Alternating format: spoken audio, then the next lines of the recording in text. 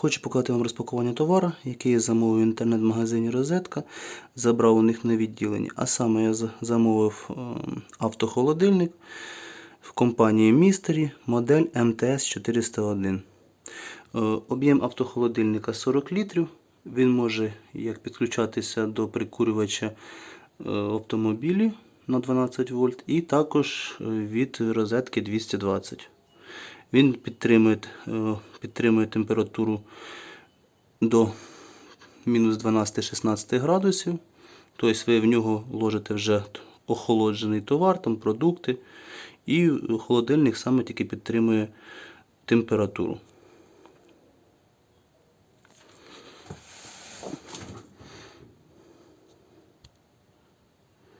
Ось такий холодильник.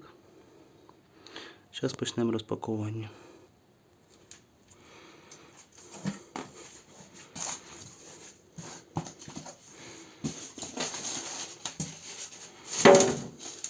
Гарантійний талон і чеки про оплату.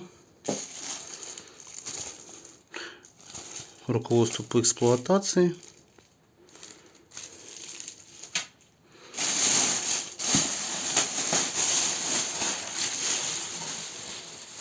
І також сам холодильник. Зараз його дістану.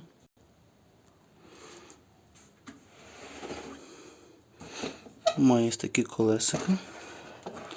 Це якщо брати за ручку його і переїжджати. І також є ручки, якщо чисто переносити. Можна двома руками взяти і перенести. Також у нас тут відділення з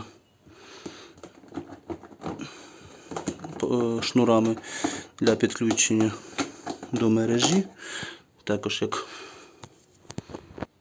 як до мережі можна підключати 220, ось такий шнур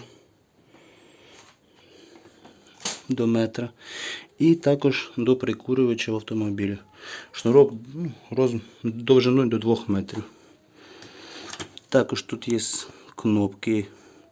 Кнопка, тобто переключення на охолодження, на виключення і на нагрів саме в холодильнику.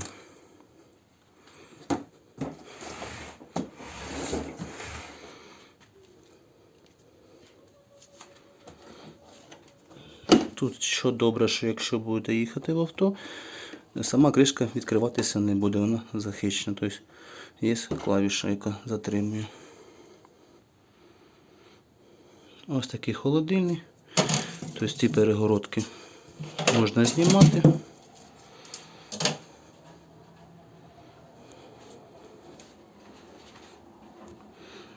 Дуже чудовий холодильник, об'ємний. Дякую Розетки за якісний товар. Розетка щоразу, що треба. Всім дякую за огляд.